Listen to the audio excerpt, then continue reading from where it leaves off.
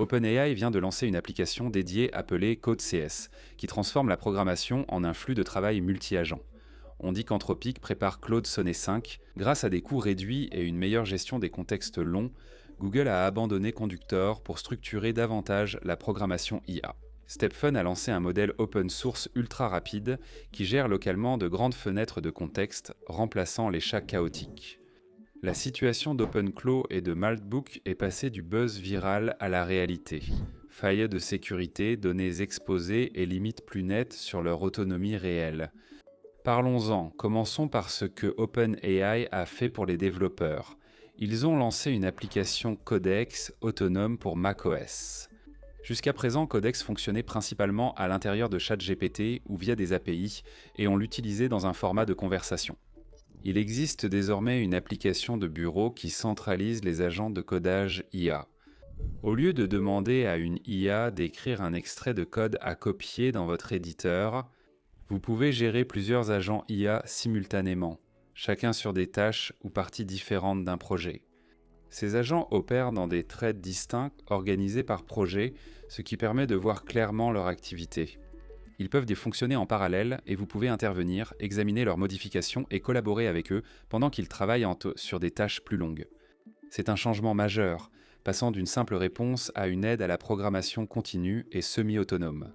OpenAI a annoncé qu'en un mois, plus d'1 million de développeurs ont utilisé Codex. Le produit lui-même a été lancé pour la première fois en avril et est devenu généralement disponible en octobre, donc l'adoption a progressé rapidement. Sam Altman affirme que cette version de Codex est le produit interne le plus apprécié d'OpenAI. Il a même déclaré rester tard le soir pour y travailler lui-même. Rien que par la rapidité avec laquelle les idées peuvent se transformer en logiciels fonctionnels, il a décrit cela comme si la seule limite de vitesse pour créer des choses était la rapidité avec laquelle il pouvait taper de nouvelles idées. L'application propose une bibliothèque de compétences dépassant la simple génération de code. Un agent peut aussi utiliser la génération d'images ou d'autres outils pour accomplir des tâches autres que la programmation. Codex est généralement inclus dans les abonnements payants à ChatGPT, Plus, Pro, Business, Enterprise et Du, avec des crédits supplémentaires disponibles en cas de besoin. Mais avec le lancement de cette application, Open.ai a temporairement ouvert Codex aux utilisateurs gratuits et à ceux du forfait économique Go également. Presque tous les utilisateurs de ChatGPT peuvent tester Codex sur ces interfaces, y compris la nouvelle application Apple.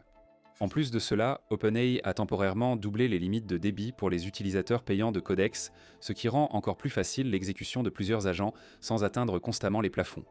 Alors qu'OpenAI mise sur les développeurs, Anthropic prépare son grand mouvement avec le supposé Claude Sonnet 5. Ce modèle n'est pas encore sorti, mais l'engouement est fort, et des sources internes parlent d'un saut générationnel. Le nom de code interne qui circule est Fennec, et la plupart des fuites et indices convergent vers un thème principal. Améliorer les performances tout en réduisant fortement les coûts, l'aspect financier étant encore plus crucial qu'il n'y paraît. Beaucoup d'IA avancées aujourd'hui sont impressionnantes lors des démonstrations. Pourtant, lorsque les entreprises essaient de les déployer à grande échelle dans des produits réels, les coûts d'inférence explosent. Selon la rumeur, Claude Sonnet 5 réduirait les coûts d'inférence d'environ 50% par rapport au modèle haut de gamme actuel.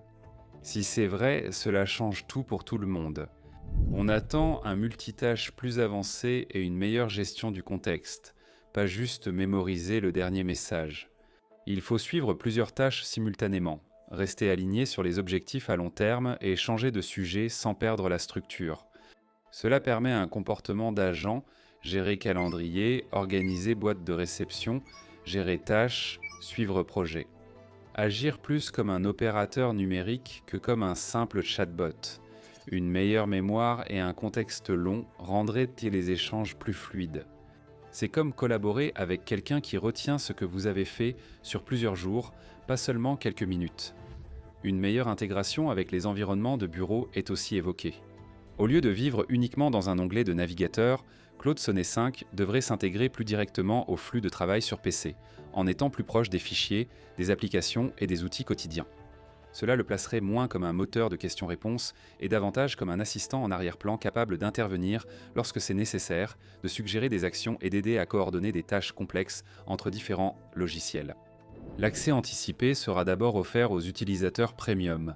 à la fois comme avantage et pour tester la charge.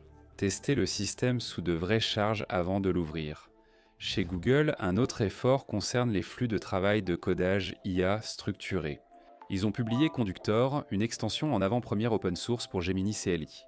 Transformer le codage IA, aujourd'hui basé sur des discussions informelles, en un processus reproductible et contextuel. Actuellement, la majorité du codage IA se fait en session. Vous collez du code, expliquez votre demande, obtenez une réponse, puis le contexte se perd à la fin. Conductor voit cela comme une faiblesse majeure. Il crée un répertoire de contexte persistant dans votre dépôt au lieu d'utiliser des invites temporaires. Ce répertoire contient les objectifs du produit, décisions techniques, contraintes, stacks, règles de workflow et guides de style. Les agents Gemini listent les fichiers Markdown versionnés à chaque exécution, assurant ainsi un comportement cohérent sur tous les appareils et entre les membres de l'équipe. Conductor impose un cycle de vie qui va du contexte à la spécification et au plan, puis seulement à la mise en œuvre. Il ne modifie pas directement le code depuis une demande en langage naturel. Vous créez d'abord une piste pour une unité de travail, rédigez une spécification, puis générez un plan étape par étape avant que l'agent ne modifie le code.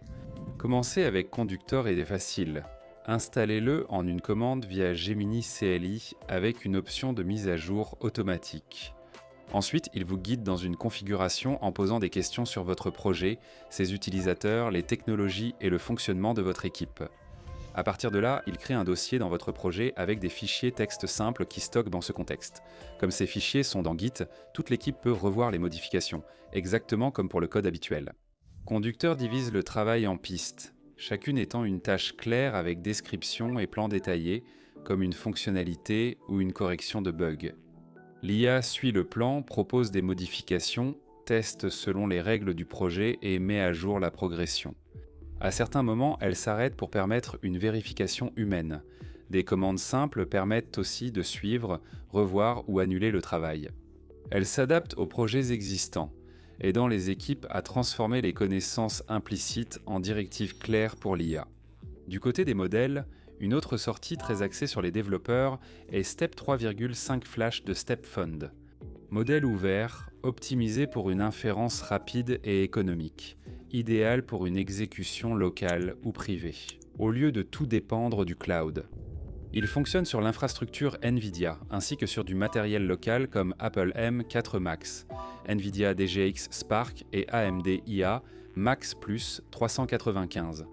Il adopte une architecture à mélange parcellaire d'experts, avec seulement 11 sur 180, 16 milliards de paramètres actifs par jeton.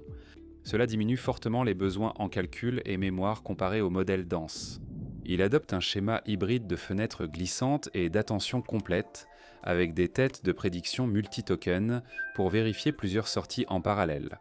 Sur les cartes graphiques NVIDIA Hopper, il atteint environ 350 jetons par seconde. Le modèle est disponible dans un format quantifié INT4GGUF et prend en charge INT8 KV Cache, ce qui permet une inférence locale avec des fenêtres de contexte allant jusqu'à 256 000 jetons. C'est un contexte cloud sur matériel local. StepFund a aussi lancé MISPO, un cadre d'apprentissage par renforcement pour stabiliser l'entraînement sur la durée. Il corrige les décalages entraînement-infer, NCE, la dérive hors politique, emploie une valorisation bootstrap avec troncature et surveille la confiance du routage. L'objectif est de rendre le raisonnement et le comportement agentique plus stables sur de longues séquences. Il existe aussi un aspect plus chaotique des agents d'IA. Et c'est là que toute la situation OpenClaw passe d'une expérience intéressante à un stade où, d'accord, ça devient sérieux. Vous avez déjà vu à quel point les choses sont devenues folles avec Moltbook, et depuis, d'autres détails sont apparus qui rendent la situation beaucoup plus claire et honnêtement aussi beaucoup plus concrète. Petit rappel, l'outil derrière de nombreux agents Moltbook s'appelait d'abord CloudBo, puis Moltbot, avant de devenir OpenClaw. Créé par le développeur européen Pete Steinberger, qui plaisante en disant être sorti de sa retraite pour aider un homard à conquérir le monde. Ce ton correspond en fait très bien au projet, ludique en apparence mais très puissant en profondeur. Un différent sur le nom aurait attiré l'attention d'Anthropic, poussant Steinberger à le changer à nouveau. Il a vérifié les marques et sécurisé les domaines avant de choisir OpenClaw. Ce qui distingue OpenClaw d'un chatbot classique, c'est son autonomie et son accès. Cet outil est conçu pour agir sans que vous ayez à le solliciter à chaque fois. Selon la façon dont vous le configurez, il peut se connecter à vos emails, applications de messagerie, calendrier, navigateur et fichiers locaux. Il peut nettoyer votre boîte mail, envoyer un briefing, vous enregistrer pour un vol ou envoyer des mises à jour via WhatsApp, iMessage ou Discord. Cette couche de messagerie est essentielle, parce que cela donne à l'agent l'impression d'être moins un site web que vous consultez et davantage un assistant numérique. Il apparaît simplement dans les outils que vous utilisez déjà. Techniquement, il est open source sur GitHub et gratuit à télécharger, ce qui explique en partie pourquoi il se répand aussi rapidement. L'utiliser sur un VPS basique coûte souvent 3 à 5 $ par mois. Certains l'intègrent même dans des offres cloud gratuites. Vous n'avez pas non plus besoin de matériel sophistiqué, il peut fonctionner sur presque n'importe quel ordinateur correct. Mais voici la partie que les gens passent sous silence dans tout cet engouement. Ce n'est pas du prêt à l'emploi. Le configurer de façon sécurisée et stable peut vite prendre tout un week-end, surtout avec l'accès à des comptes et données sensibles. C'est alors que le ton a changé. Voyez ces agents IA discuter sur Maltbook. Mais à quoi avons-nous vraiment connecté Internet ? La documentation d'OpenClaw indique qu'exécuter un agent IA avec accès shell est risqué et qu'aucune configuration n'est totalement sûre. Pour être utile, il doit lire les messages privés, stocker des identifiants, exécuter des commandes et garder un état persistant. Chacune de ces capacités remet en question les hypothèses de sécurité classiques. Les chercheurs en sécurité alertent sur ce sujet, soulignant que ces agents locaux ouvrent une nouvelle surface d'attaque. Certains pensent que garder les données en local est plus sûr que le cloud, mais les malwares ciblant les machines locales restent un problème majeur. Si un attaquant parvient à tromper ou à détourner un agent qui a accès à vos fichiers, vos jetons et vos comptes, c'est essentiellement une violation de sécurité surpuissante. Les experts recommandent désormais de traiter OpenClaw comme une infrastructure privilégiée. Ce n'est pas un jouet. Il faut verrouiller qui peut lui parler, où il est autorisé à agir et exactement ce à quoi il peut accéder. Le conseil courant est de commencer avec les autorisations minimales absolues qui lui permettent tout de même de fonctionner, puis d'élargir progressivement l'accès à mesure que vous gagnez en confiance. Ce contexte permet aussi de revoir ce qui s'est passé sur Maltbook. Au début, on aurait dit un immense réseau d'IA autonomes discutant à la vitesse des machines. Les enquêtes ont révélé que beaucoup de ces messages d'IA étaient en fait écrits par des humains jouant des rôles ou gérant les comptes. Wiz a constaté que Maltbook avait 1,5 million d'agents IA et environ 17 000 propriétaires humains. Le ratio est de 88 pour 1 et chacun pouvait créer de nombreux agents sans réelle vérification de leur autonomie. Puis, il y a eu l'exposition des données. Wiz a révélé que Maltbook avait exposé par erreur 1,5 million de jetons API, 35 000 emails et des messages privés entre agents. Ce ne sont pas des risques théoriques, mais de vrais identifiants exposés. Wiz a signalé ce problème. L'équipe de Maltbook a sécurisé la situation en quelques heures et supprimé toutes les données consultées lors de l'enquête. Ceci rappelle que ces écosystèmes d'agents expérimentaux évoluent souvent plus vite que leurs pratiques de sécurité. La vraie question, créons-nous la meilleure couche de productivité humaine ou relions-nous des systèmes de plus en plus incontrôlables ? Partagez vos réflexions dans les commentaires et si vous avez apprécié cette analyse, n'oubliez pas d'aimer la vidéo et de vous abonner pour plus d'actualités sur l'IA comme celle-ci. Merci d'avoir regardé et à la prochaine.